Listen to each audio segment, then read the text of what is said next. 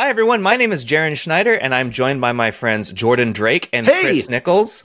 Hi. For anyone who has not been to the podcast before or watched us or listened to us at all, we do this every week. We talk about news and whatever the latest gossip is in the photo world. But this week, we're actually going to focus entirely on Canon's announcements for a variety of reasons, mainly that we didn't have enough time to do that with our hands-on time in Arizona when we got to use both the R5 II and the R1 for a very limited time. So in addition to that, we didn't have a lot of the numbers and specifications that we were hoping to during that time.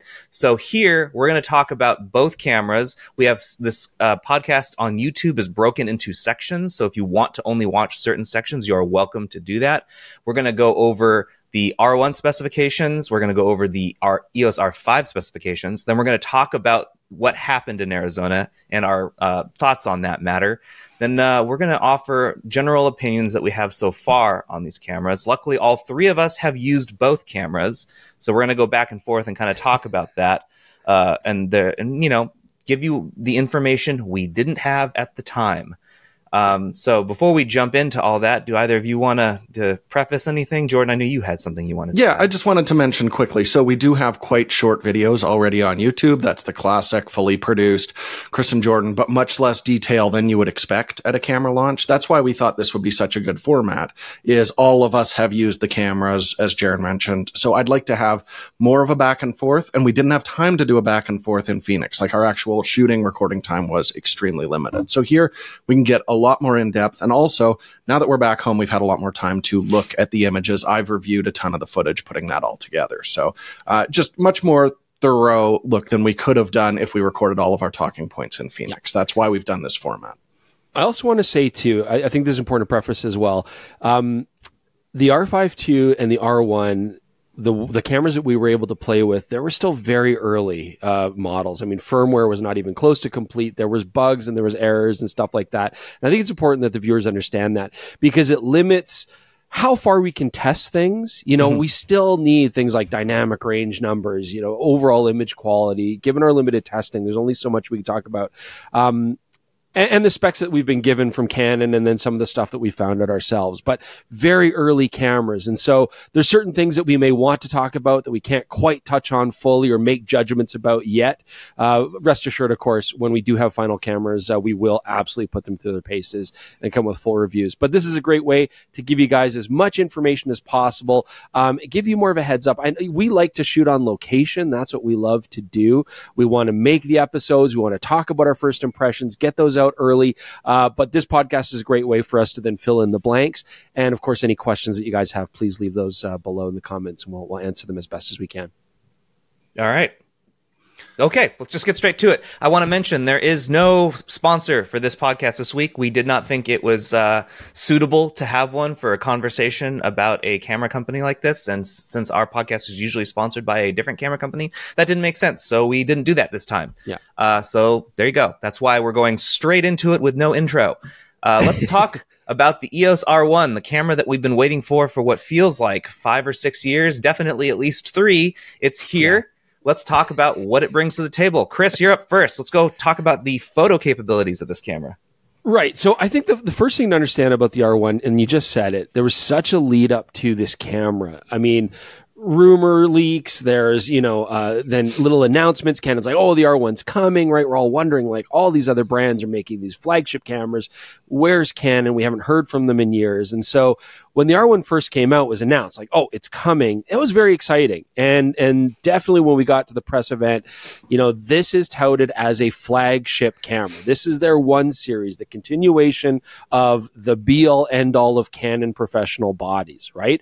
And so you got to remember that does kind of flavor the way that you're going to go into this event and the expectations that you have and stuff like that. So first off, I think it's important, let's talk about the body, because that's what makes the EOS 1 series kind of famous, right? Canon's kept the heritage of their design for a long time. I would argue decades, you know, from like the T90, this camera's design aesthetic is still apparent. And certainly it shares a lot with the film cameras in the 1 series, the digital bodies for sure. And then it shares a lot with the EOS R3. And if you look at the 2 side by side, the EOS R1 is only slightly larger, very similar control scheme. Canon is building a flagship body here. I mean, it is super rugged, very well sealed. I have no qualms about that. I think, Canon certainly know how to design beautiful bodies, and the R1 is very customizable, very rugged. It has many different ways that you can control the camera. And so, that is a complicated control structure, but I think that's what you expect out of a series of camera like this. So the smart controller makes a return. You can actually use your thumb on the smart controller as like an optical joystick to move your autofocusing point around. There is also just a classic autofocusing joystick on there as well. Tons of dials, tons of controls. We do also see the return of the eye tracking autofocus from the R3. We'll talk about that a little bit later. But first off, I want to say it is a fantastic handling body, right? Very rugged, very well designed, and with surprisingly light for its size, I found. Mm-hmm. Just like the R3. Yeah, under 1,000 grams, right? I think it's like 960 around there. I mean, that is quite low. So very, very nice stuff. We could talk about the sensor. So let's cut into that first, because that is always the heart of the camera. So this is where things kind of go a little bit off the rails, I guess. This has a 24 megapixel sensor, a Canon backside illuminated, fully stacked sensor.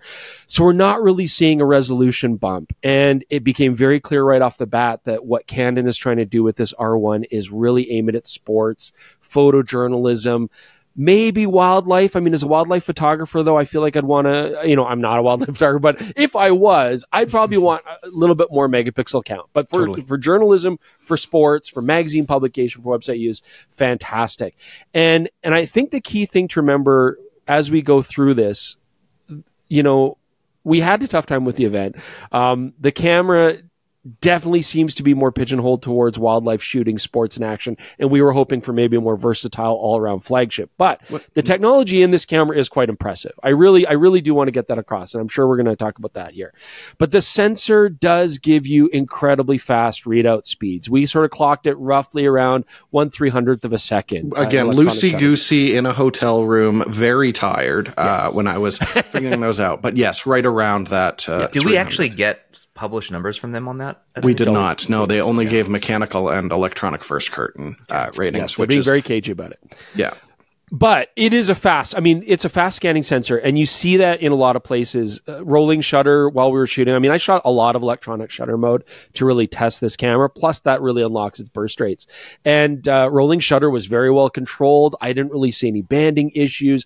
You should be able to even fire flash with electronic shutter at pretty fast speed. So it is quite impressive how fast this sensor is. And it is technically a little bit faster, I think, than the Nikon Z8. Yes, that's I want to test it. They're neck and neck, essentially. They're neck and neck, yeah. But albeit at much lower megapixel count. And that does play a part. And I think that's far less pixels to scan. I think that's the real key that we didn't talk about right off the top is the perception of a flagship, I think, has changed in the last 3 years. Yeah. And that's why people might be surprised is it used to always be, a D5, a 1DX2 or something like that was that low resolution, high speed camera. It's just in the last few years that suddenly we're seeing the Z9, the A1, these high resolution, high speed cameras combined together that really can do anything. I think that's what we were expecting. Well, the speculation was that the R3 is the R3 and not the original R1 because it didn't bring resolution to the table. Yeah. So they kind of were able to weasel around that and say this is very specific to this type of target user or whatever.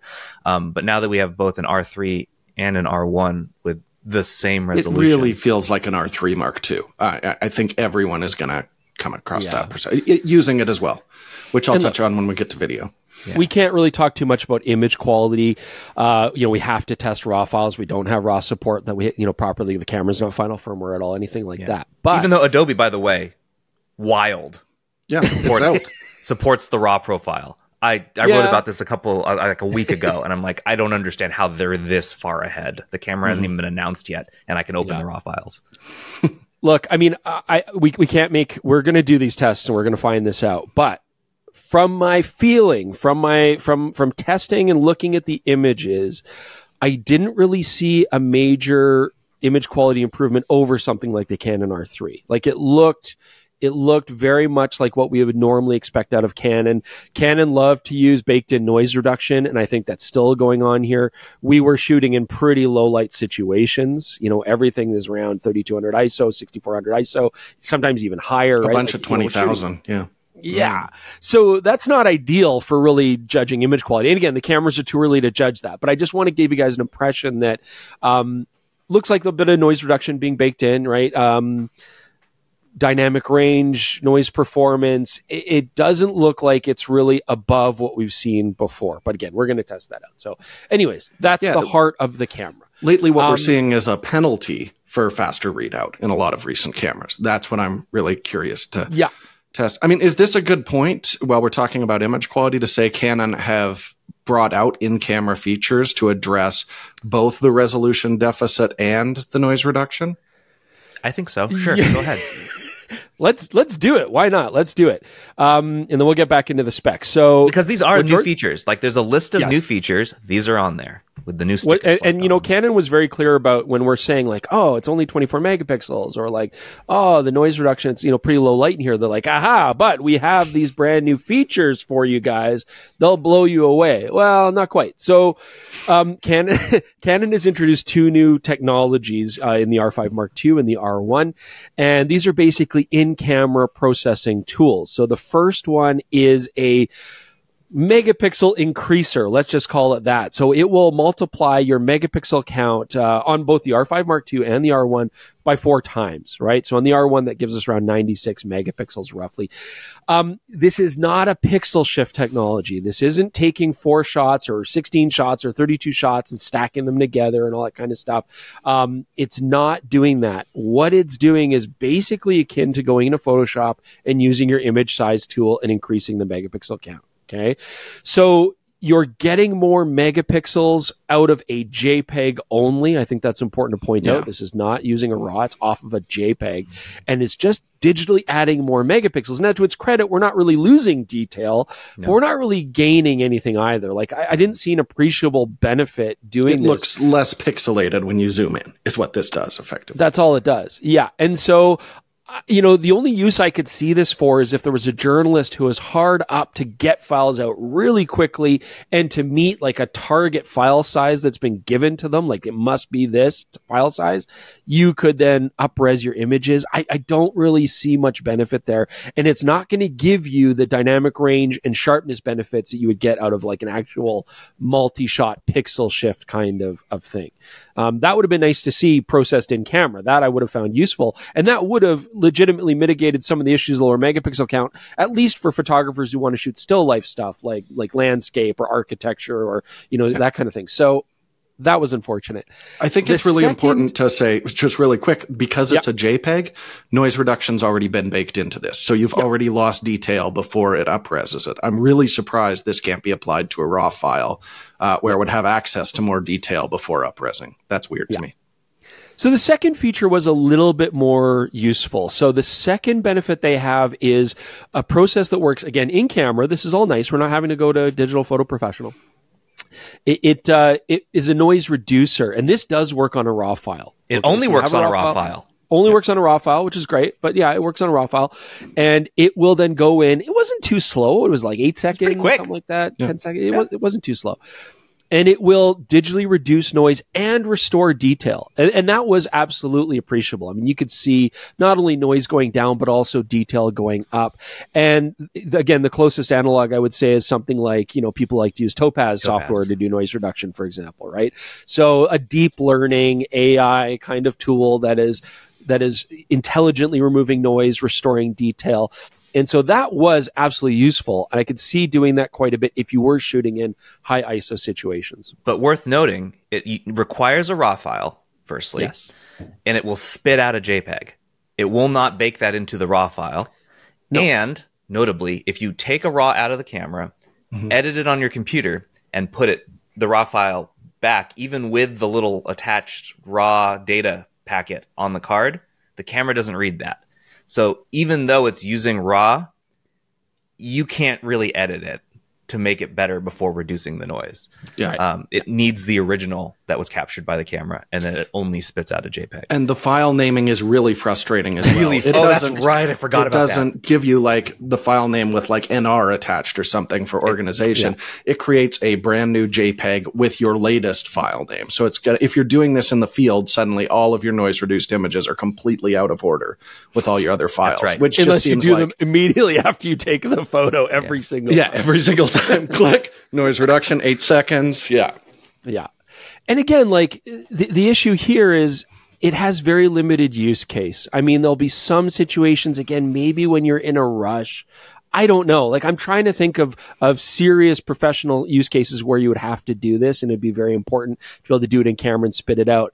And it'd be pretty limited, honestly. I mean, the vast majority of people are going to be taking these files, putting them into workflow software afterwards, editing them, where you can do all of these same effects, if not better than what the camera can do. And you're not really wasting that much time, and you get more control, and you get more, ease of use of not having to worry about file names all over the place and stuff. It seems like a very, very limited use case slapdash kind of response to the fact that the sensor doesn't have a high megapixel count. And they do that on the R5 Mark II as well. It'll give you like almost 180 megapixels, right? But again, it's like, where is that use case where I'm really going to need that, where I can't just throw it on the computer and do way better? Of note, those are things that were talked to us about in Arizona. But looking at Canon's like bullet points for the most important things about the camera, those aren't mentioned here. It's funny. Now, ahead of the launch, they only mentioned that you can capture at up to 40 frames per second. Which, by the way, I never hit a buffer when I was shooting on the R1, which is nice. We're actually talk about that next. Go for it. What a segue. We're going to talk about the next. So there is a new Digic-X processor in the R1, and it's using twin CF Express Type B cards, and it is using the CF 3.0 protocol, not 4.0. Jaron, I know that drives you crazy. They skipped 3. Oh, did they skip 3? Yeah. So this is, I guess, before you go on, this is a stickler thing that only I apparently care about. But like, you can get memory cards now in CF Express Type A and B, which are 4.0. Which is the double the speed of the previous generation, which is 2.0. There was no 3.0. And the only purpose for these thus far has been able to offload better. If there's card readers that support it. Yeah, correct. If you've got the good card reader. And I've been looking at like brand new cameras that are flagship level, looking at A9 III and now R1, that aren't going to be replaced anytime soon. Why are they not using this new standard to just put it in there and future-proof it? Yeah, it's not in there, so I'm upset at both Sony and Canon. I'm incensed, Jaron. No, Jaron's the only one that's really upset about that, because with 2.0 cards, the camera has incredibly fast buffer speed. So basically, in any mode that you're shooting, whether it be RAW plus JPEG, JPEG only, HEIF files, the only situation where you have an issue is if you shoot RAW plus HEIF. That's where the camera does have a limitation. But otherwise, RAW plus JPEG, you're basically going to have maximum burst rates up to 1,000 shots. And they say or more. Like, basically what they're saying is like, look, it's not going to stop. Or you're holding down the shutter for like 40 seconds of continuous burst. Like, that just doesn't happen. And so that is very impressive. And like you said, Jaron, you didn't have any issues running out. I never had an issue running out on the R1. We'll talk about the R5 Mark II a little bit instead. But it's incredible. The buffer is incredible. This camera can also shoot quite fast. I mean, that's the important thing. So with the mechanical shutter, and yes, it does have a mechanical shutter, it shoots up to 12 frames per second. Very respectable. In electronic shutter mode, it'll shoot up to 40 frames per second. And again, this is blackout free with autofocus. I mean, that's very impressive, like very impressive. So this camera absolutely is excellent for shooting fast action sports, wildlife journalism, where you just need the camera to keep firing and you need it to autofocus the whole time and you don't want to have blackout. because the sensor readout so fast, you know, one of the questions I asked Canon was, well, why even have a mechanical shutter, right? Why not go the Nikon Z8 route and just ditch it all together? And they're saying, well, there might still be some situations in sports where you've got LED boards, you know, there's so much LED advertising now on the boards and digital advertising. And they wanted to give photographers an option to be able to mitigate that issue, not get any banding or anything like that, any rolling shutter issues. Although again, you don't really get rolling shutter on this sensor, except in the most extreme situations. You know, even things like soccer balls getting kicked and stuff, we weren't getting weird oblong jello shapes and stuff. Like, it's really quite nice. So, but it does have a mechanical shutter, and it's very stable, and it's actually quite quiet sounding, but the electronic shutter, totally usable, and the buffer rates are excellent for that. Excellent for that. Anything to add there? No, I mean, just as a point, the reason a mechanical shutter is nice for those bands is it blurs as it closes, so you don't get a hard cutoff right on the edge of a sign, which is what you'll see with an electronic shutter. That's why we see that issue. But no, I got nothing to add because I didn't shoot any bursts of photos. It bursts great. The camera bursts all day long. I mean, that really is very impressive on the camera. While we're still talking about the, you know, on the sort of body and design, I think the next thing I want to talk about, just overall design structures on the camera. I mean, the back panel LCD, very, very nice, fully articulating, which I happen to like. I feel like people are going to complain about it. I don't know why. I like the angle, the fully articulating, as you call it. Do I wish it was that one that Jordan loves that's both a tilt and a very angle? Yes. But I don't have a huge issue with this LCD. Yeah. Yeah, and we haven't seen it from Canon yet anyways, so I wasn't... The fancy one, right? The one that, I like the A7R5 A9 III screen, yes, very much. Well, and the key thing here, too, is, like, I know people complain about it. They've always complained about it with Canon, worrying about the articulation, the arm breaking off, and it just so rarely happens. We've never had an issue with it. We've never had a problem where we've stressed out that articulation snapped it. I like it. You know, people are going to selfie storm like crazy with the R1. I know it.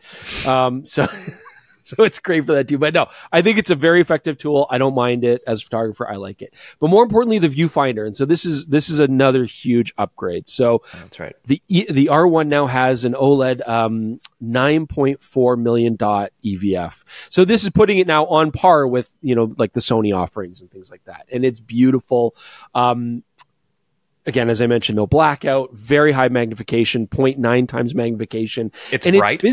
It's bright and it's physically. We don't know how huge. bright. They're not telling us. Can't tell you how bright it is, but I can tell you with my hurt eyes that it was very bright. But they won't give us a nit. We don't see it on the spec sheet I was hoping for.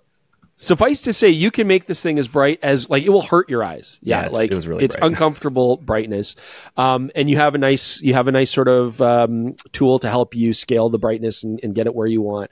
It's also physically very large, and they've done that to actually, they say, increase the field of view so the sensors can see your eyeball more effectively for the eye tracking autofocus.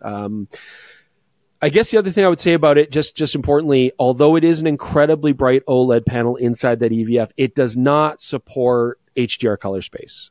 So it's Canon did state that. So which one does? Z6 III is the only one that does right now? Yeah. Yeah, and I think it's also worth pointing out, you can actually get it to show a much larger scale of brightness if you turn on OVF simulation. Then you'll get more information in the shadows, highlights. It'll actually use more of the contrast that's in that viewfinder, but at this point, you can't actually show like a reference HDR color space in it. And the OVF is cool. I don't know if people, you know, the R3 debuted this.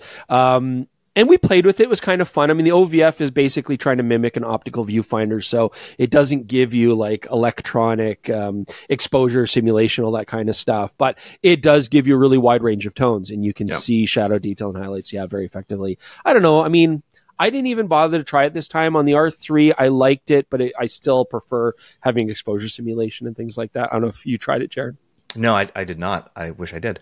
But this is a good time to talk about the eye tracking autofocus. You guys go ahead, have a blast. I talk all about it because it's hard to refer to it because there's eye AF and there's eye tracking AF, and those kind of sound the same to me in my brain. But yeah, so like you look through it and it follows where your eye looks. Eye control. Yeah, there you go. It never has worked for Jordan, even though we have gaslit him. It worked in the film days. No digital works with it. That was totally very dissimilar technology, though. We've gaslit him into believing he's doing something wrong with the setup, and it's not actually his eyes. But it does work really well for me. I think it worked better for me than it worked for you, Chris. You had some issues where it was like calibration failed, and you had that like I think 2 more times than I did. I had it happen 1 time, and then it was fine. It was doing some weird stuff. So eye control tracking autofocus works really well for me. It did on the R3. And then when I first got the R1 and I was using it, I think, they gave it to us in like a conference room. And in the conference room, it calibrated perfectly. And I try to do many calibrations, right? You build up a profile, you move your eye a little bit, recalibrate, because you want to have like all contingencies and situations of where your eye would be positioned, vertical, horizontal. So I did that and it was working great. No issues whatsoever. I'm like golden. And then we get to the arena and for whatever reason, it refused to calibrate in the arena. And you want to do calibrations under different lighting as well to enhance your success. Indoors, outdoors, all kinds. I'm willing to chalk this up to beta firmware, which they did call it beta. So. Yeah, because it's weird. It wouldn't calibrate if I held the camera horizontally, but if I went vertically, it would. That's funny because I had the opposite effect. I had, when I did vertically, that's the only time it failed. But even though I did fail a calibration 1 of the like 5 times, while shooting, I had no issues with the performance of it. It was still tracking exactly where I was looking. I do want to say that as disappointed as some folks will be in the sensor, the parts around that sensor are very appealing, and one of them is this.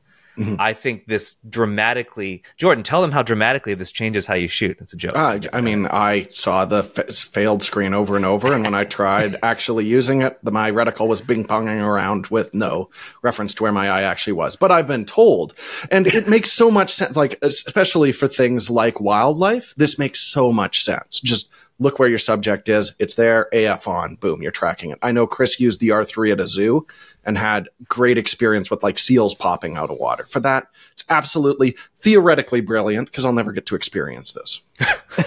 I do think it's great. This is probably my favorite feature of both cameras. We'll get to the R5 later. Love it.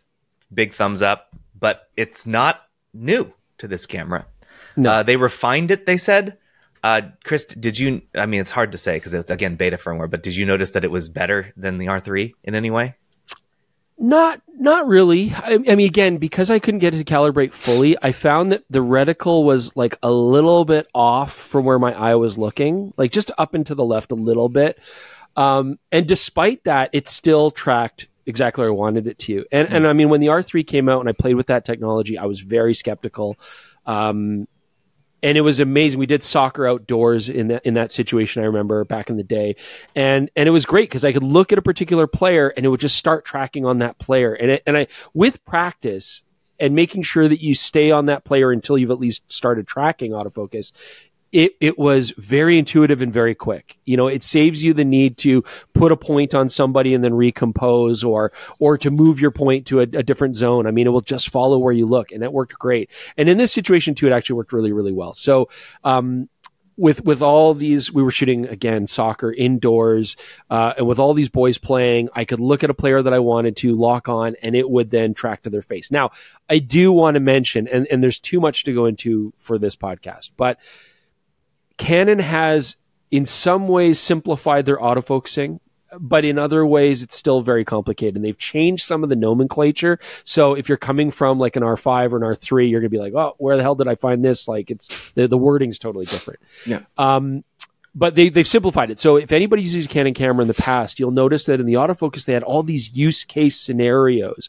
You know, things like subject is going to rapidly move across the frame, or subject will instantly appear in the frame and you want the autofocus to grab onto that, or lock onto a subject ignoring others, like all these different use cases. And honestly, it was really quite quite a lot. It was quite complicated and convoluted to really pick it. And in the end, people usually just go with the standard use case, the default, and hope for the best. You know what I mean?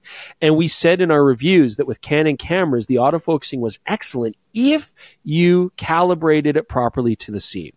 It was very important. You couldn't just pick one standard use case and get the best results. It was unfortunate.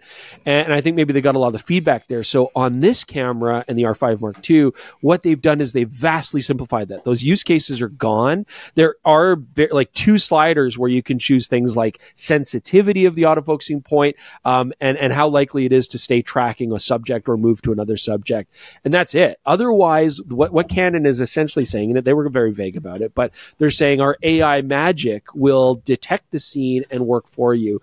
Canon have also added some specific use cases based on sports. So rather than scenario, you now have soccer, basketball, and volleyball so far. I'm sure they'll add more.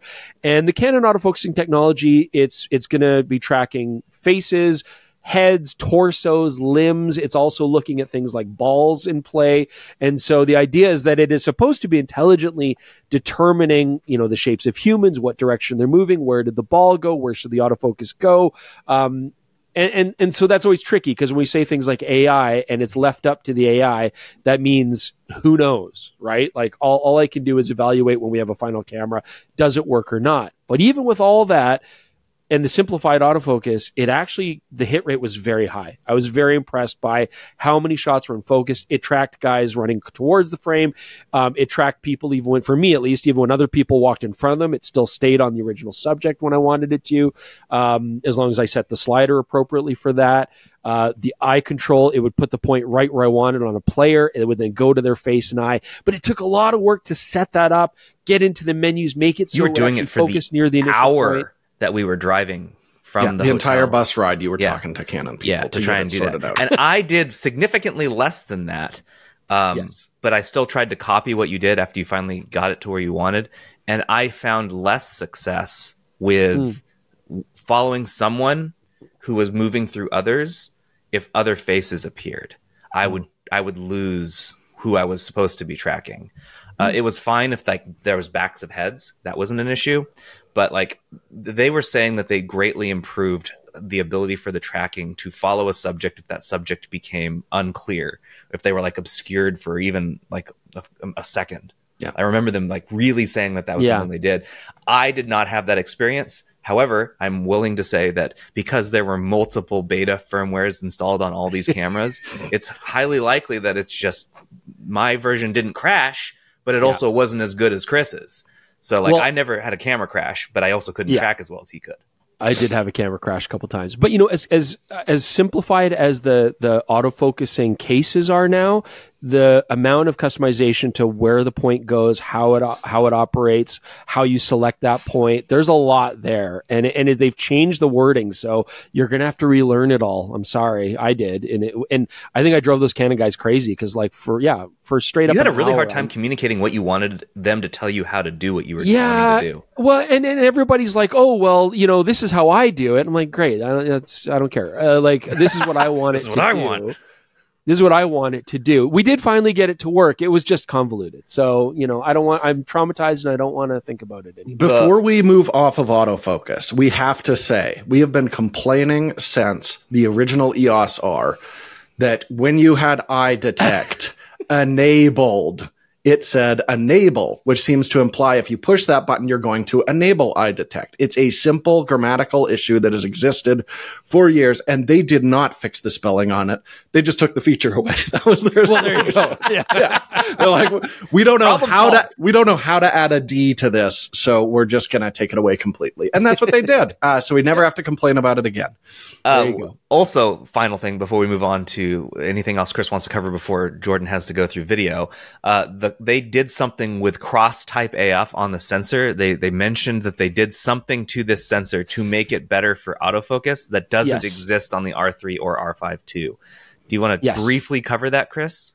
Yeah, I mean, again, they didn't explain it very well, but basically, and it's not explained well here either. I'm looking at the sheet. No, they're basically saying though, but it has a full array of cross type. It can rotate the pixels 90 degrees, so vertical only can also then be scanned horizontally as needed. which should aid the accuracy of the autofocus. I think it's also important. It doesn't work in video, by the way, just so you know. It's only for photo. But sorry, the cross type? In conjunction with the faster readout in the sensor and the amount of calculations it's able to do, I will say my overall impression of the R1's autofocus, especially being as early as those cameras were, I think it was excellent. Like, it did a really good job. I did a few photos where it was just like static portraits as well, and the eye detector is working great. It's on the iris. So, I mean, I think that Canon has done a very good job here of modernizing their autofocusing system. It was already pretty good. It's not like we had major complaints about it before, other than, enabled, disabled. That drive me crazy. And the only difficulty I really had with it was having to relearn the system, because I've always felt like Canon had a really intuitive way that they set up their cameras customizations. And I'm not yet going to say that this is worse with the limited time I have with it, but it was different and it threw me off, and I had to relearn it. But I don't think it's worse. I think it's just different, if that makes sense. Totally. Let's talk about some other interesting technology. So this has a very advanced IBIS unit in it. They're rating it for 8.5 stops with central objects, 7.5 stops, if they're more towards the edge. This is something that Nikon's trying to address with their new IBIS. But let's just round it out to 8 stops, which is, again, basically what all the other leading manufacturers have in their high-end cameras. So far, we're like pretty much on par as far as capability for autofocus, IBIS, that kind of stuff. Burst rates, it's incredibly fast. What battery else life? Do I want to talk about here? How's battery life? Excellent. Yeah, we don't have numbers. This is still using the LP19 battery, and so that's nice. I mean, that's still going to carry over. I had no issues with battery life. It shot all day, but I still want to see full I'm going to preface this all day. Yeah. We were actually only actively shooting for almost 2 hours, but you were in the menus a lot, and we were looking through the viewfinder. I never charged we got the cameras the night before. I was tinkering in the menus and calibrating the eye control AF, and I did the same on the bus on the way there, and I did all the shooting, and then we did some more when we got back, and I never charged the battery, and it was fine. I don't even think I got to halfway. And we were playing with it like at night and stuff like that, and everything. But yeah, and obviously charges in camera, all that kind of stuff. So LP19 battery, I think we're going to have very similar battery life to what we would see on the R3, and that's excellent. It's professional quality battery. One incredibly important thing while we're on the body is how'd you guys like that new hot shoe cover? Oh, I hate it. I don't even want to talk about it. I think we should mention it because it's so different. I think they've got to tweak this before they launch it, but it was too snug. They Canon employees were like, no, it's really simple. Okay, so to frame this, like, for those of you we've used that same little shoe cover for the last, 25 years, it just slips on, and then when you take that off, you will never see it again. It's gone forever into the wind. There's a gremlin who eats them that travels around the world and then just looks for them. It's in the lint trap of my dryer. Yeah, it's next to the lost socks. The new one is like kind of more of a large cap thing where that shoe part is kind of tucked up inside in a little cup, and you slide that in, and there's a little button on top that you have to hold down while also it's like the most complicated way to open those pill bottles to keep kids out of them, but for your camera's hot shoe. It's worse than a child. I would have preferred a child lock, like if you had to press down the hot shoe and twist it, that would be nice. So yeah, it's press down and push out. I did point out, like, Canon are one of the only companies, they've always stated our cameras are really rugged. The only weakness is the flash shoe. They've always said that. No other manufacturer's ever said that. It's always been Canon, really. And so what Canon used to have on their bodies was like a giant rubber slide-on cap. It was just huge, but it was designed to fully protect the housing of the hot shoe cover, or the hot shoe itself. Their flashes, they had these big rubber shoes that would go over and also create a seal. So they were very concerned about water egress in through that hot shoe. So yeah, what they added this time, it's a very basic push button which lifts up a plastic pin which would lock into the hot shoe pin, the locking pin. It's just like you got to take a sander to that pin. It's too long, so even pushing down all the way, it wouldn't come out.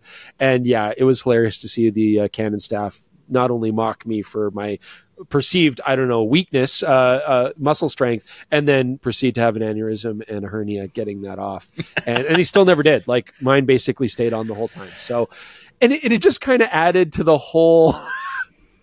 we're going to talk about it, but it kind of added to the whole atmosphere of, like, Yeah, Like, we need to get past section 2 before we get there. Yeah. So Yeah, I guys, want to let's let Jordan talk about video on the R1, and then we're going to move on to the R5 I'm going to II. smoke through it here. No, Okay, so let me go Chris really has quick. more. So the only other things I want to point out really quickly that I think is important, the autofocus, it only goes down to like minus 7.5 EV. I believe other manufacturers are pushing darker than that. For sure. It's not a bad result, but other manufacturers pushing darker than that. Flashing speed's 1/200th of a second. I found that kind of surprising. I don't know about you guys.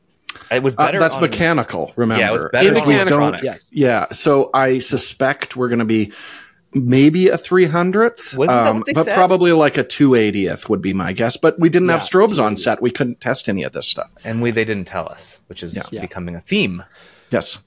Over 2 million dot panel on the back. I think I missed that. Otherwise, like, that's the basics of the camera. I don't think we're missing anything else. The grip pattern on the outside of the camera is slightly different than the R3, but It's ugly. You already knew It looks like think like corrugated steel that you'd put on the outside of your Jeep to cover the rust. I don't think it's that's the texture. All right, like, Chris, while you make sure that you've got everything you want to say, Jordan, video. Okay, perfect. So the big thing that stood out to me is this is very similar to the R3. We did not see a ton of major video updates on here, but the R3 is a good video camera. So basically what we're seeing here is we've got 4K recording. Up to 60 frames per second is oversampled, which is great on it. So a lot of cameras are going to switch to subsampled when you get to the faster frame rate. So here's what they've actually added to it. We have C-Log 2, and this is the big one for me because I don't like C-Log. I don't like C-Log 3. Confusingly, C-Log 2 is actually the widest dynamic range of any of Canon's log profiles. For a long time, they've said, like, no, our photo cameras don't have enough dynamic range to support it, which I always knew was hogwash, and they've proven it by putting the C-Log 2 on this one. I just really like grading it, and I want to give a big shout out. My friend Tyler Stallman has some fantastic Canon LUTs. I don't really enjoy grading a lot of Canon footage, and he has a C-Log 2 LUT that is just wonderful. So I used that for basically the entire episode. So if you're looking for a good C-Log 2 LUT, check his out. They've added a tally lamp, which Chris and I really appreciate. So, as he likes to say, he can tell if I've accidentally double tapped the record button, and I'm not recording the talk that he's making. But it's also nice when I'm putting it in my bag and I see the red light, I know that it is still recording on that. Also, this is a full-size HDMI. I didn't even mention it in our video because I forgot. Like, I'm plugging an R3 in when I get back home. I'm like, a micro HDMI on a professional camera. They're this is famous nuts. for this. Yeah. Famous for putting that tiny thing in there. And keeping a mini HDMI in like the R5 and stuff when it was like, they're the only manufacturer still making. Like, I have a mini cable that is dusty because I only have to pull it out for Canon cameras. So it's great to see them move in that direction. The other thing I really like is they've moved 4K 120. You can record it where it'll conform it as slow motion right in camera. That's what they've had before. But in doing that, you lose your audio. Now you can record 4K 120p in real time. So it'll just play back like any other video clip, and you have to slow it down in post, but it'll keep the audio in there. So that's great for especially like sports, wildlife, to actually get the animal sounds there. You can play back the slowed down footage and put the audio over top of it. What they didn't address that I complained about even in the R3 is this camera is a very fast scanning 6K sensor. The only way you're getting 6K footage with this is if you shoot raw video. So huge file sizes and quite a bit of processing in post. I would have really liked to see a compressed like H.265 6K recording, which is really surprising. The other thing we're going to get to pretty quick is the R5 II is the first Canon consumer camera with, well, not consumer, but photo camera with waveforms. And the R1 does not have waveforms. That is such a weird exclusion. It's bizarre. Yeah. I don't get it. And on top of that, like, we're pumping, you guys talked about, like, this buffer will go for days, no issues. But if I hit the record button, I lose my histogram and my level as well with this camera. So, you know, nobody needs to actually meter their scene or check their horizon once the footage has started rolling, right? Right. No, it drives me absolutely crazy and has, again, going back to like, I think the 5D4 was the first time we saw this. So it's just incredibly frustrating. The horsepower's there. They just need to rewrite their firmware from the ground up to fix that. The other thing too, though, is the thermals on this. They made a big point of the R5 II, how you could actually see a heat sink in the camera. But we didn't see anything like that with the R1 body. Now, we have some of Canon's overheat times, but there's some that aren't listed, like 4K 120 is not on there, 1080 240. So we're actually gonna have to test that when that comes in and see how it performs. It's also worth pointing out that all these temperature times are at 23 degrees Celsius or something in Fahrenheit. That's a meaningless value system that I'm not going to pay any time to, but relatively temperate temperatures. Yeah, as opposed to, you know, we were recently at the Panasonic launch and they're like, look, all of our overheat times are 40 degrees Celsius. So it's not terribly demanding, the stuff that we're seeing in this. The only one that we see here, no limit, is 4K 30 without a crop, the 100% sensor 6K oversamples. The only time they say there's no limit. The other ones, they put a time limit or longer. Yes. So like they kind of start to give you an expectation of when it might crap. Yeah, so check out the list there for right now, but we will, once we get this, actually do a comprehensive test on all of those. The other thing is, remember with the R5, when it first launched, doing anything, setting up your menus, taking pictures or anything before you switch to video mode would cut into your record time. We need to see how severe that is. It's gotten much better on the R5, but you know, it is when you're setting up your camera on the bus and then suddenly you're like, oh, I have 10 minutes of record time now because I took the time to set that up. I'm hoping that's not going to be the case here, but again, we can't confirm that. And my last little thing I want to complain about is it's dual CF Express B, which sounds great for redundancy, but there's no way to record full resolution on this. You can record full resolution and have a proxy file, go to the second card slot, but no full resolution redundancy on this. To both cards, yes, which really surprised me. Well, no, you can't have like two video files go to... Like, yeah, you'll get your full res to one card, and then you can get a proxy to the other one. But that's what I was clarifying. Yeah. It made it sound like you couldn't do any full res recording with without an SSD or something. Oh, no. You can do it to one card, just not to both, so you don't get backups. Yeah, if you want a backup, you've got to use an Atomos Ninja through the HDMI port on this, which is full size, thank God. But yeah, I mean, my big takeaway is essentially it's an R3 with C-Log 2 is really how I would look at this camera, because we didn't see a bump. I was especially expecting oversampled 4K 120 because this sensor is fast enough for it, but it seems to be a processor bottleneck that it can't deliver that. All right, Chris, anything to go before we say thank you, R1? No, we're good. Let's get in the R5 Mark II. R5 Mark, that only took 45 minutes to get all of the R1 down, so that's good. I took 6. I'm sorry, I'll go faster. Perspectively, I'd like everyone to understand that's why we couldn't do this there. That was like, even if we had cut that down, the actual sit to record that, Chris, to make sure he got it correct, we ran out of time already. We didn't have enough time. That would be a third of our shooting time going through that. Yeah. All right. So here we go. R5 II. Chris. All right. It's all you. So the thing I want to say here, when the first R5 came out, I myself, and I think many other influencers, reviewers, photographers, fell in love with the camera when you first held it because it was a great combination, just simple, compact, easy to use, great image quality for the time, autofocus. Like, it was a very easy camera to love as long as you weren't shooting a video and you didn't want the camera to catch on fire. Which did get addressed, we should mention. Yeah, it did get addressed eventually. Now, the R5 Mark II, the problem here for me was this event is like 5 hours. They're giving us a flagship camera and this very exciting R5 Mark II, which wasn't announced. I mean, we heard about it through the grapevine, but it wasn't announced. It was supposed to be a surprise, right? Like, oh, and also this camera.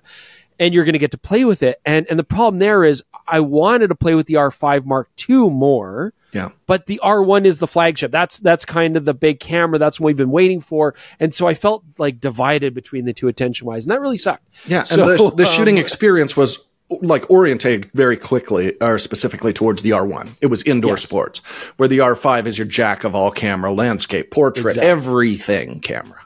So now that I've had time to think about it, I mean, the R5 Mark II might be the more exciting camera in a lot of ways. Definitely the most exciting. Because it did get a lot of updates here and actually shares a lot of technology from the R1. So let's get into it. So again, the big thing here now, the sensor, it is a 45 megapixel sensor. That's the same as the older R5, but I'm fine with that. That's a great megapixel count, tons of detail. I like it, but it is a backside illuminated stack sensor as well, and it is much faster. I mean, the R5's readout speed was pretty sad, right? It was like around a 60th of a second. I mean, it was good considering it was a standard for the time. Sensor. Yeah, but this is much faster.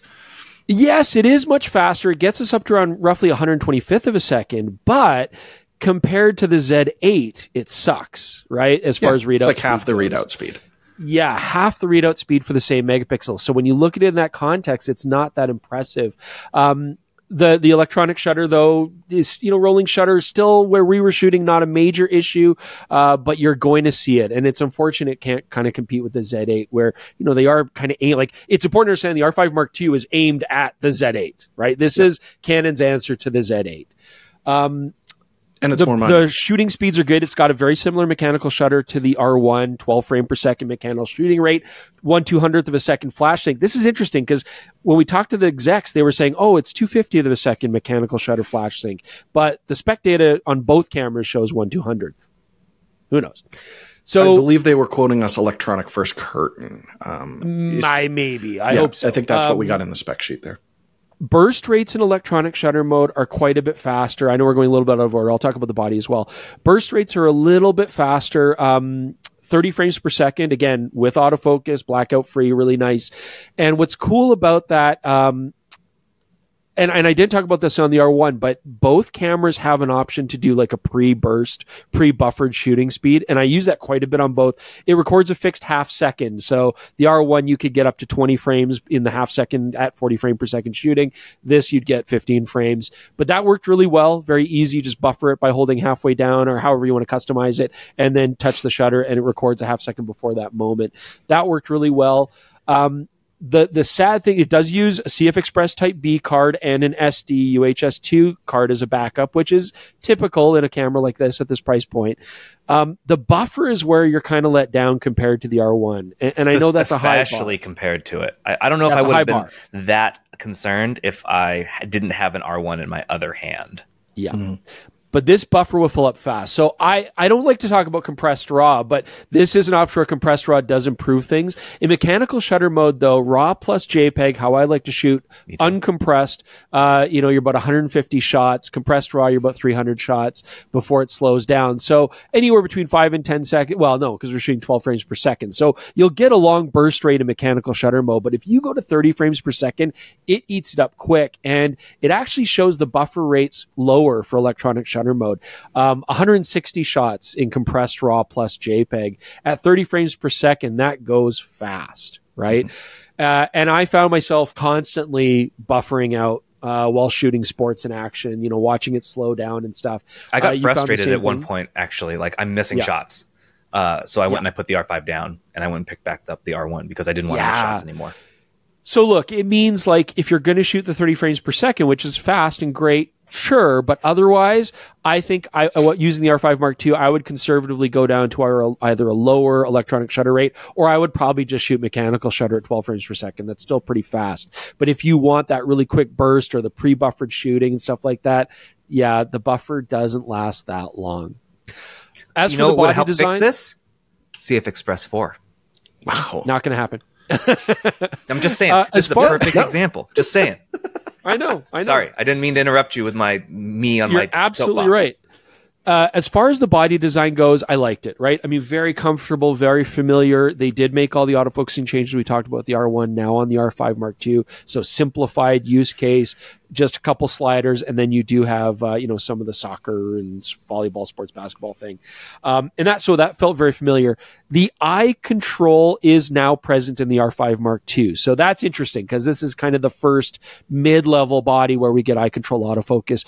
It, again, calibrated pretty well, had pretty much the same issues. It's my understanding that the entire EVF unit is the R3's EVF unit. Mm-hmm. That's what I understand. 5.76 million dots. Yeah, that explains the increased brightness as well that we saw. It's just so if you know what to expect out of the R3, that is dropped onto the R5 too. And it's a nice viewfinder. Very nice viewfinder. Yeah, it's great.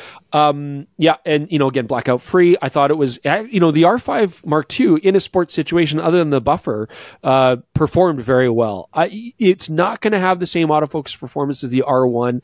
That's due partly to the slower reading sensor. It's not doing the whole cross type, new system that the R1's doing. But it was still quite good. I mean, the hit rate was still quite excellent. I found that very useful. And having eye control now, that's neat because I do like that. Same IBIS unit as the R1, so let's just roughly say about 8 stops across the frame if you're doing that. So autofocus performance, I don't know, Jaron, do you have anything you want to add there? It was worlds better than the original R5, which was a pretty low bar, but it's not as good as the R1, which should be expected. Yeah. I think what we all basically agreed on while we were there is that Canon skipped an entire one of its AF generations in the R5 series. We had the original AF, which was it's fine, well, okay, and then we have what we had after that, where the R5 did not get an upgrade for a very long time, and now we have the one that comes after that, which it now gets. So if you're an R5 shooter, this is going to feel like a huge jump. Oh, it's monumentally different. Like I don't like using my baseline R5 anymore because it is that much worse. It's very, very good. Because the sensor doesn't scan as fast, it will not do everything the R1 will. So using them side by side can be frustrating because you're used to performance on one that you're not getting on the other. But I would say for what it is, quite good. Chris, I asked you this morning because I wanted to verify that you and I had similar feelings, because it's going to be compared to the A7R5 and to the Z8. And I feel like your hit rate will be similar, but I don't feel like Canon beats either. It's close. I think Sony's probably still better. Unless you're in driving snow, the Z8's probably still better. We haven't tried. We'll have to. You haven't tried it yet. That's like the one time I've seen the Nikon's autofocus, screw up on me. But yeah, I don't know that I don't think I'm comfortable saying it's better, but I'm willing to wait. And it's still so early. We got to have final firmware to test it. But it did a really good job in low light shooting in an arena with lots of moving subjects. Yeah. I think it still did a very good job there. So I expect it will be quite good. Canon has traditionally had excellent wildlife detection and eye detection there. So that's something I'll definitely want to test when we get the final cameras. I could see the R5 Mark II being like a killer wildlife camera. Yeah. We're going to say that. We're working on the story like as right now that we think where that's you have really the ruggedness, you got the lightweight, but you still have excellent autofocus performance. I would use eye control for wildlife too all over the place. I think it'll be great. Just to throw it there again, back panel fully articulates 2 million dots, like just over 2 million dots. It seems like a lot of the display stuff is upgraded quite a bit in this camera. That's nice to see. So a lot of other similarities to the R1. This has the noise reduction thing that we talked about, where you can reduce noise on a RAW. It has the up-resing for the megapixels, which pushes you like 180 megapixels. Won't use. This does interestingly have a brand new LPE6 Type P battery. It's the same housing, but it's a new P series battery. Slightly longer battery life, but as I understand it, it's actually more of a stronger power output. It's more milliamp, but battery life is similar to what we saw before. Yeah, and I think the power output's been increased, because if you don't use the LPE6P battery, you actually lose a lot of your record modes for video, which is kind of interesting. I don't remember exactly which ones those are. Maybe Jordan does. But yeah, so it's a new battery. It will work with the older batteries, but you'll lose some of those record modes. And you can still throw in like old school LPE6s in a pinch. The other interesting thing about this, and then I'll let Jordan talk about it, is the grips. So the R5 Mark II, to its credit, does not have an integrated vertical grip, because I don't like those. Although I will say, the R1, R3 vertical grip is probably one of the nicer ones I've ever used. I don't mind it because the body profile is still quite small. But the R5 Mark II, you can get a standard battery grip. So vertical grip, but also stores extra batteries for more life, which is great. You can also get an Ethernet grip, which gives you Ethernet connectivity if you really need that for journalism. And all the other things. This could be a great backup camera for journalism. The third grip, and then I'll let Jordan talk about it because it's pertinent to him, is a built-in fan grip to keep heating issues down. Yeah, and the important thing there is you lose your vertical controls with that, where the other two, you still keep them, which does kind of make sense because, video is typically horizontal, but we are seeing more and more vertical video, so it feels like they're making that statement at kind of a weird time on it. So I chose to shoot most of the video on the R5. I think that's going to be the more common, popular camera to shoot video. So I have a lot more experience with this as opposed to spec rundown. I've got some, opinions as well. But let's go through what's new. And I mean, obviously the stacked sensor on that is going to give us big upgrades on this. So we have less rolling shutter, significantly less, which was actually quite an issue, especially if you use the high quality modes, which make their return here. And that's where it's using the full 8K resolution and giving you a nice small 4K file on it. You will see a lot less rolling shutter in those. Interestingly, this is not capable of doing 4K 60. Again, even though the sensor is capable of it, and especially because the Nikon Z8, Z9, the direct competition, do offer that. I was very surprised that we don't get an oversampled 4K 60. It's just a subsampled, but that does mean that your rolling shutter will go up on that. But again, we get C-Log 2 here, and it's great to work with, more dynamic range. It's exactly the profile that we wanted. The 4K 120p, again, it's subsampled, but we do get that now with audio on it. And I think we're going to see, again, wildlife. This is going to be huge for that. And then, as we kind of touched on with that battery grip, like there's a big emphasis on the thermals with this. You can see there's a gap there for air to go through it. It connects right onto that fan grip, which then is just going to actually push cool air through here. I want to mention, I don't think that those grates go into the camera. They simply move the air across the back panel behind the LCD of the camera to just vent some of that heat. But it's not like open in any way. And it's not like a Panasonic where there's an actual hole in it going. But you can see that they thought at least about, remembered probably with great, I don't know the word I'm looking for, but they don't remember it fondly, the conversations around the original R5's overheating, and have solutions here. Even though I don't think you didn't even use that grip very much, as far as I remember. No, I never used the grip because I didn't come close to an overheating threshold using the R5. And I was shooting boatloads of slow-mo. And that's what I was most concerned about, is on the R5 original, you use 4K 120, all your record modes would just like eat it right afterwards. So that wasn't a problem. But again, we have to do more testing on this. We don't have overheat numbers for 4K 120 still at this point. So I want to see those once we get it. But what I can speak to is the video autofocus performance on what I used, which felt exactly like the R3 and R6 II as well on it. So that means the good stuff is there. If you've got a single face, it doesn't do what Canon used to do, where it would just suddenly jump to the background all the time. It will prioritize faces, and if it loses a face, it's not just going to suddenly desperately go try to find something else. It'll wait for a face to return, which is very good. The problem is I still found, even with its stickiness cranked up as far as it'll go, and you can actually see this in our video, it almost looks like I'm doing a creative focus pull, because I'm shooting Chris filming with a telephoto in the background. Players come into the foreground, and honestly, it doesn't snap. It smoothly pulls focus to them, but not to Chris. But I didn't tell the camera to do that. And when I have the stickiness cranked up, it should stick with the originally prioritized subject. And I just found constantly when we had basketball players crisscrossing in front of each other, it's always going to the closest face to the camera with that. Again, it's pre-production, but at this point, I can just say definitively, the autofocus performance is different in video than it is in stills. And that's exactly what we found with the R3 and the R6. Mark II as well, is it's not quite keeping up with the latest from Sony, and now Nikon I would definitely put in the running as well for like having a little more consistent autofocus on those.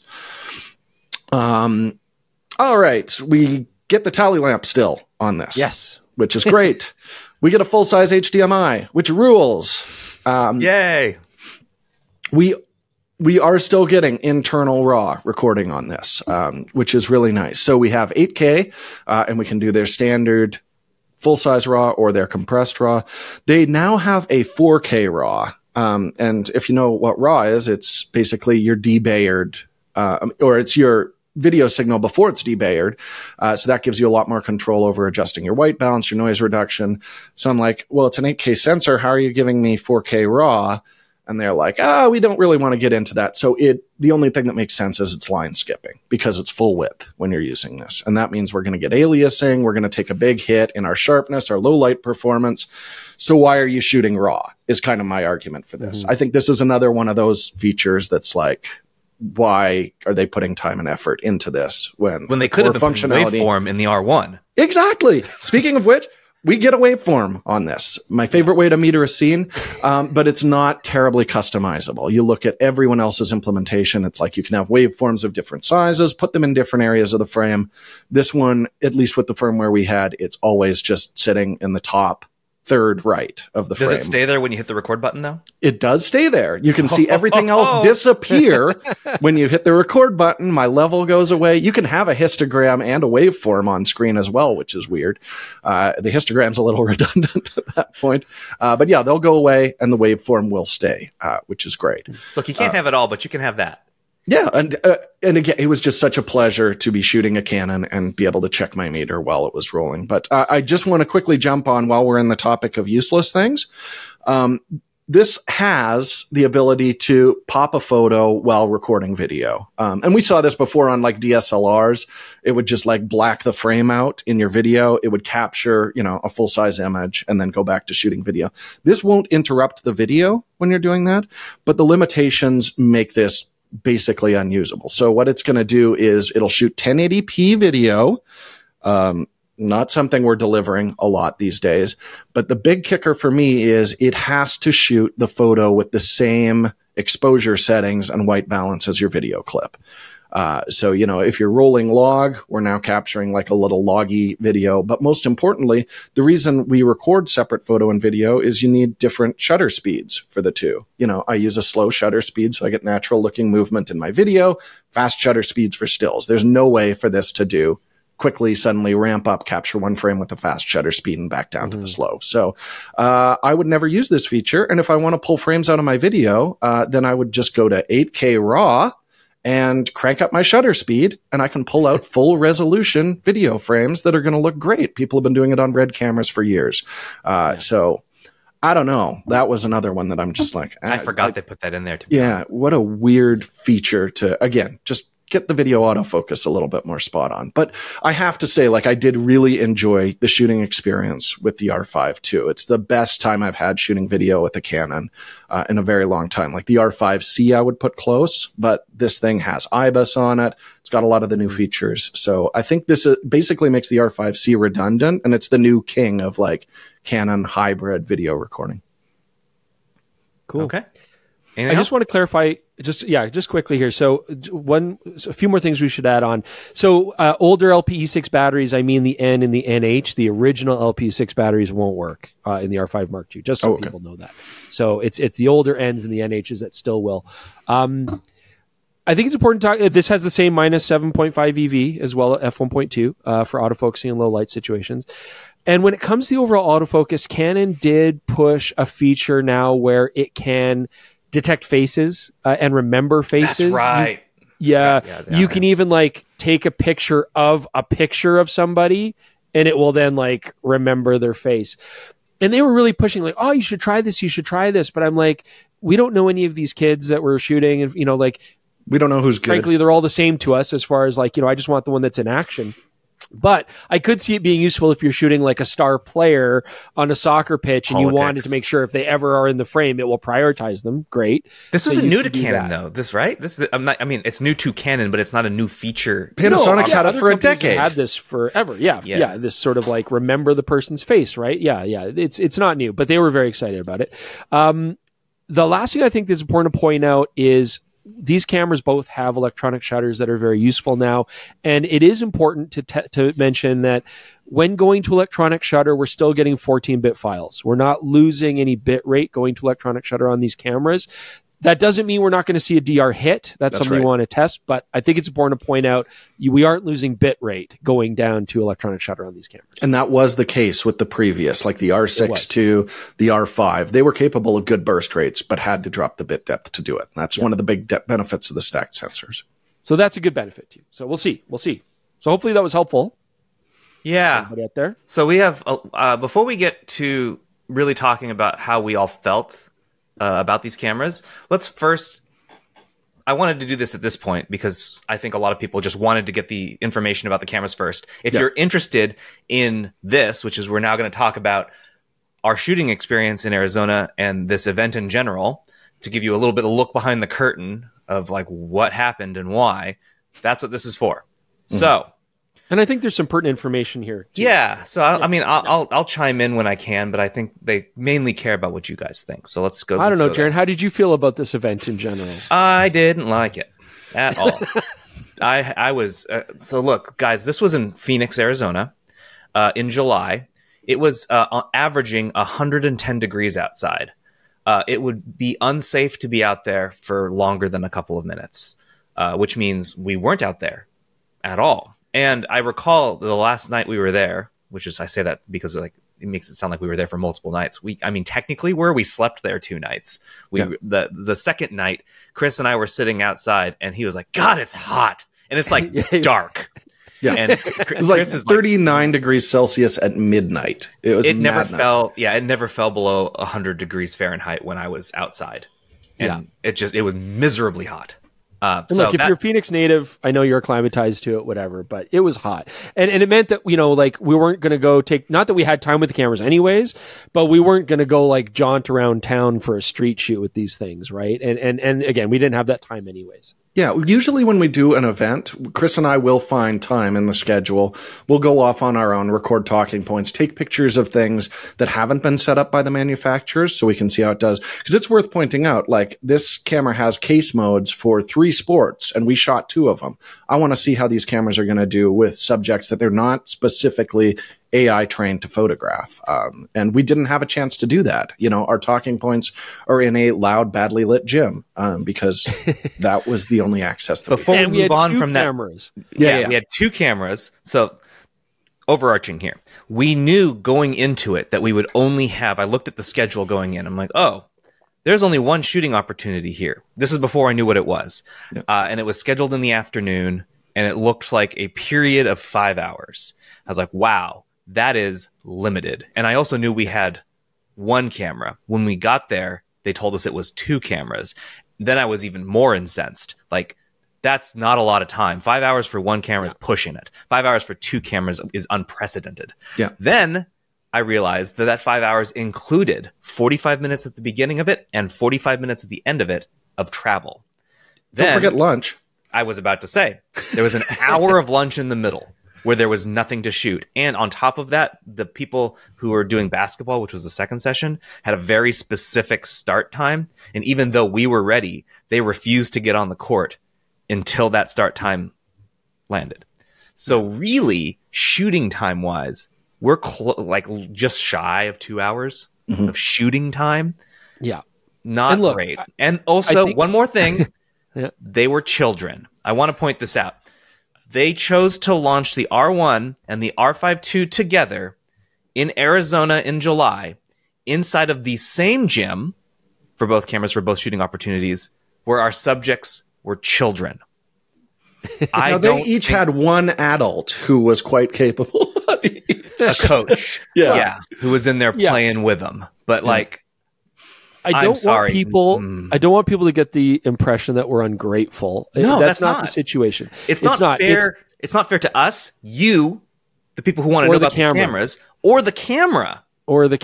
Yeah. And this is the thing. And to give context, the R6 Mark II was in Charleston.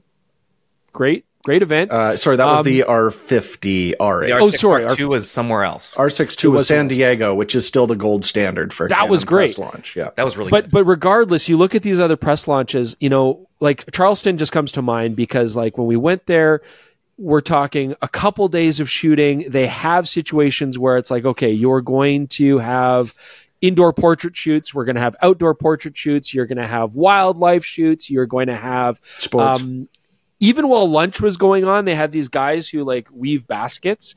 And that was great because you could go and shoot portraits of different subject matter, nice landscapes. It gives you, as a reviewer, you want to have a variety of things to test the camera out at, to shoot at, not only creatively just to get your juices flowing, shoot something different, but also have those events. San Diego, we got to shoot at a sports arena, basically an Olympic arena, but they had multiple stages of athletes and they would move the different reviewers around at different stages. So all day thing, many very varieties few of us per thing. I remember shooting skateboarding. It was me and 2 other guys. Yeah, you could talk to the athletes. You could set up shots, shots and stuff. Here we have limited scope. everybody's in the same area, so we're all in each other's feel shots. bad.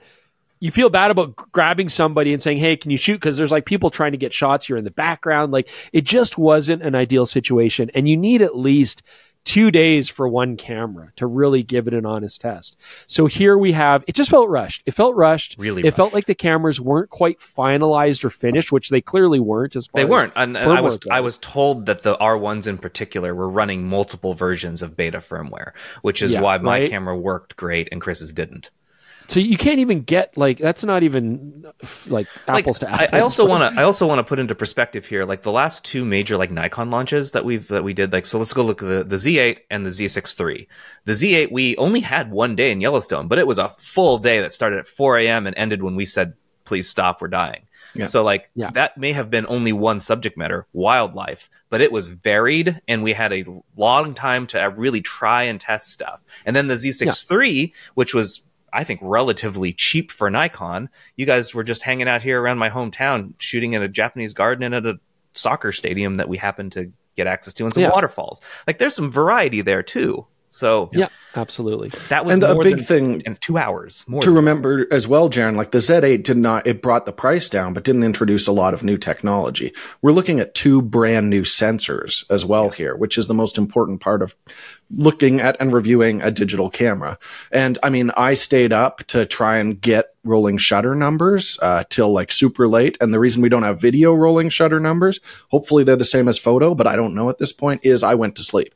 I'd hit my threshold and I knew the next day was our actual shooting experience. So just things like that. I mean, we can't give you, our viewers, all the information that we want to.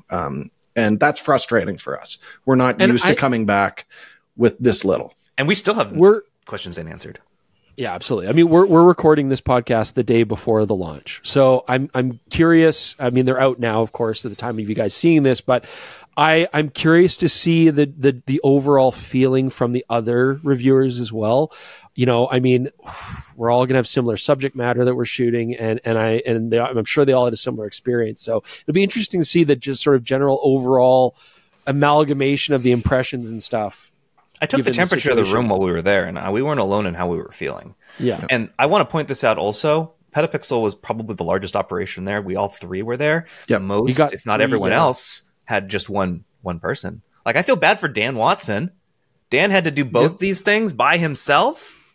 Good. Yeah. And he was one of the few recording A-roll at the event. Yeah. So big. Those are my people. The A-roll at the event people. Bless y'all. And again, we're like, hey, do you guys need help? Like, you know, there's 3 of us. We can spare a bit of time if you want us to hold a camera and whatnot. Like, yeah, it was tough. Yeah. I think most people got there, tested the cameras, tried to write down their impressions, and they're going to be shooting back home, right? In their reviews, because we always strive to get a lot of A-roll and talking points at location, but that's kind of our jam. But I totally understand in a context like this how you just be like, look, I don't have time to formulate enough opinions and also record A-roll and stuff. Like, it's impossible. So we were there, what was it, 2 weeks ago? So there wasn't really, in my opinion, I'm not sure why we were being rushed like this. They packed up the cameras. So they gave us the cameras the night right after the presentation. So it was like which was late. Yeah. 9:30 p.m. We had the full day. I'm putting that in air quotes because not really, the following day. And then we gave the cameras back. We had the option did we have the option to hold on to them overnight? I don't know that we did. Maybe we did. Yes, I returned them the next morning. I returned mine that afternoon because there was nothing more I could do. Mm-hmm. And that was it. They wouldn't let us take them back. They wouldn't say like why it was so limited. They didn't tell us when we'd see them again. So we still don't know. We don't know when. And again, that being said, with cameras this early, there's only so much that you can really test. We don't want to make any claims. But we could have made use with more time. Yeah, you give us more shooting situations and give us more time. We probably could have made better content, taken better pictures. I don't feel great about my photos that I'm looking at them. Like, I have a couple. I'm like, yeah. I think you got some lovely photos. Given, again, we're looking at the circumstances. Yeah. Okay. Oh, by the way, the light in the gym was bad. At least with some other events, they've like brought in, like a nice diffusion panel or something by the side of the court to fill things in. I mean, it's very much a real world example, but what are those, like our 50-foot pictures are with not halogen pretty bulbs? yet. totally. And I mean, the white hard balance did a shadows. fairly okay job. Considering. I disagree. I found the white No, balance little green was green, and I mean, I don't know.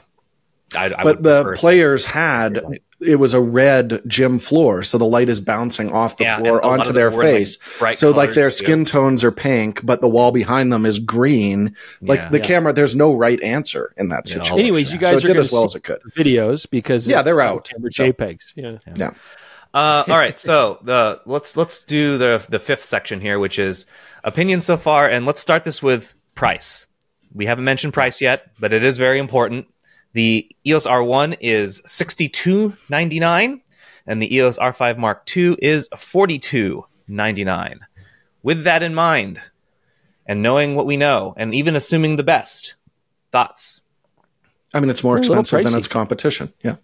In each class of camera. Look, I think my impression, the cameras are doing a lot right. I think we have to realize that. Like, first off, handling I think is excellent on both bodies. You know, they're designed well, they handle well.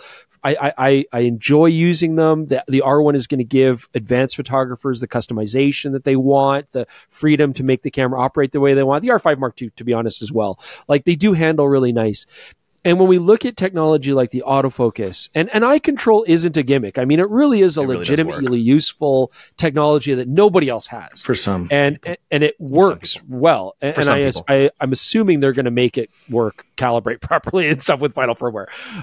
So you got great autofocus, great body design, great IBIS.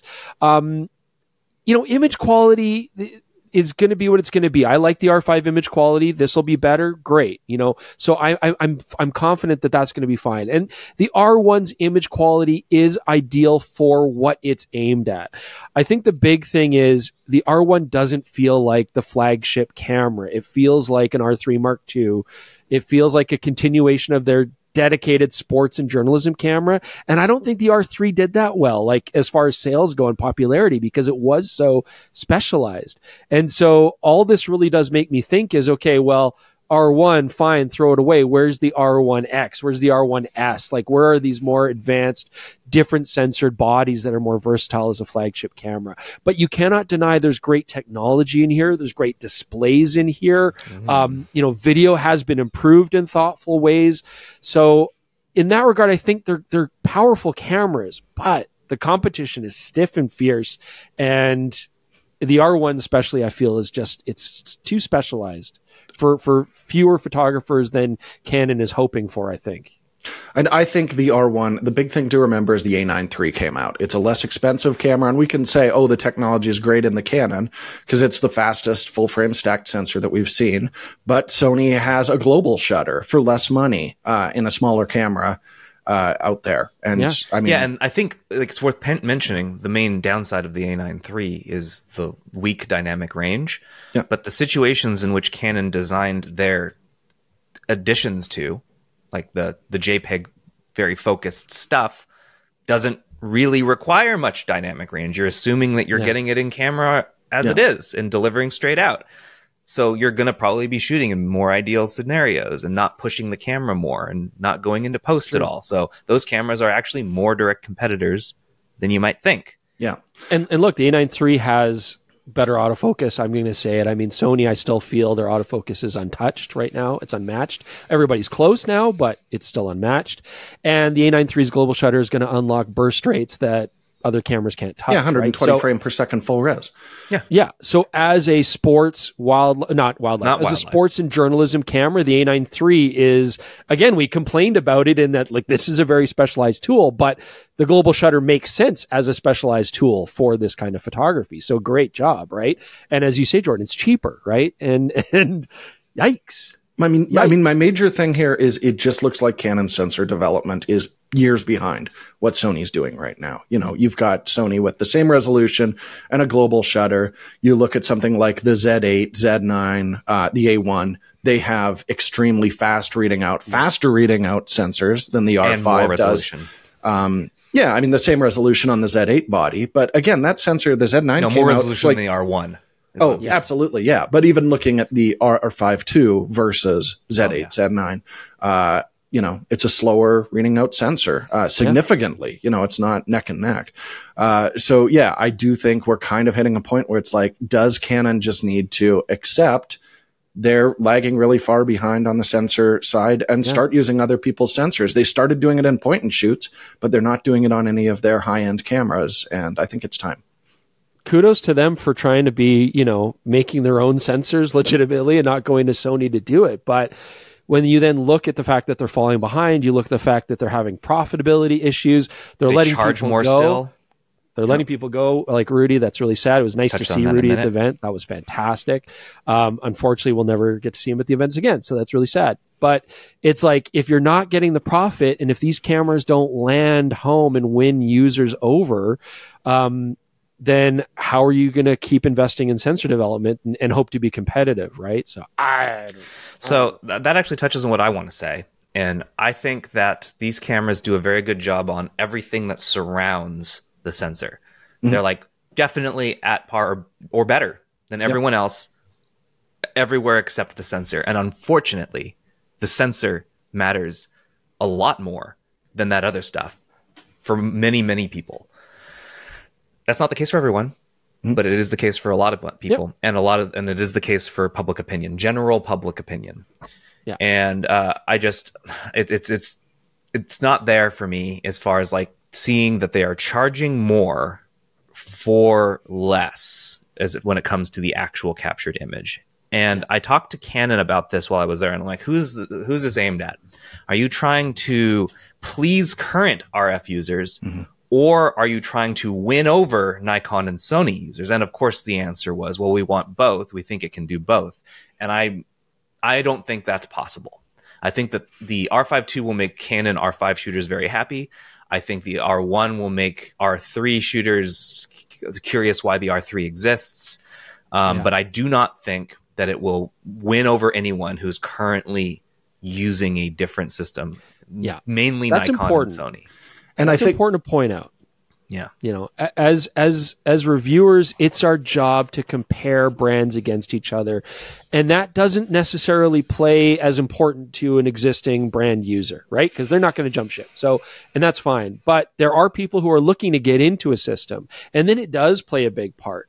And as a photographer, the last thing I guess I'll say about it, I think the R1 and the R5 Mark II are absolutely fantastic cameras. And the image quality and the sensor technology, I don't have any issues with them personally. Like, it's great that they focus faster. It's great that they have faster readout speeds.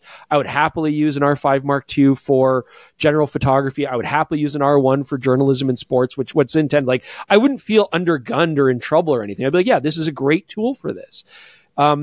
And existing Canon users, I think, are going to love it. And if you haven't upgraded to an R5 Mark II, and you know, if you have an older R6 or RP, this could be a fantastic way to go, right?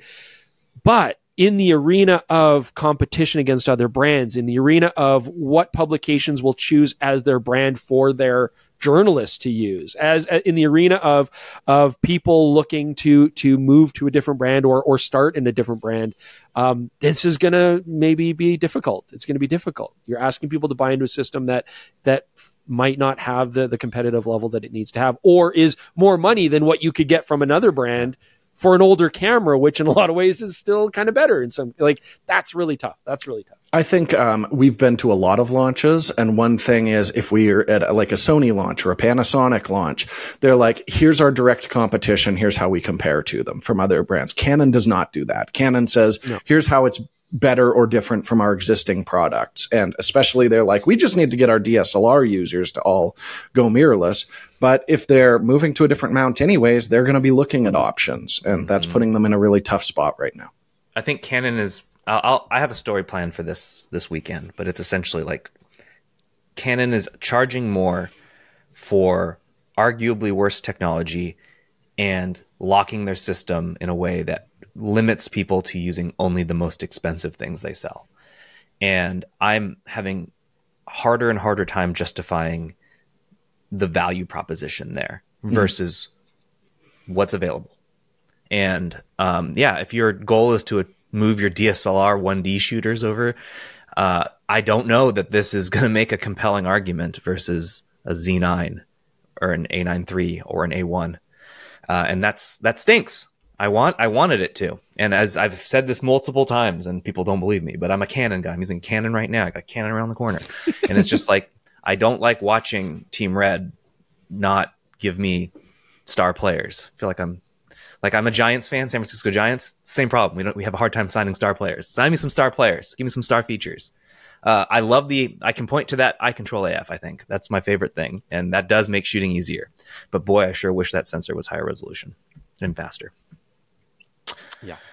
Okay, we'll have definitely more to say about both these cameras in the coming weeks and months. We don't know when we will get review units. When we do, we will publish those as soon as we can and give you guys all the information that we can possibly get that is not available in the spec sheets here. But before we end the show, there are two things that we wanted to mention first. Chris already touched on it, but our good friend and excellent camera expert, Rudy Winston, who has been at Canon for nearly 30 years, was let go end of last week and was kind of like confirmed earlier this week. I got Canon to confirm that they did do a round of layoffs. So it's not just Rudy, but a bunch of other people were let go at Canon USA, and that stinks. Yeah. He's always been like one of my favorite people whenever I have a question to go reach out to. We talked to him a ton in Arizona. Yeah. Gets answers if he doesn't have immediate access to them.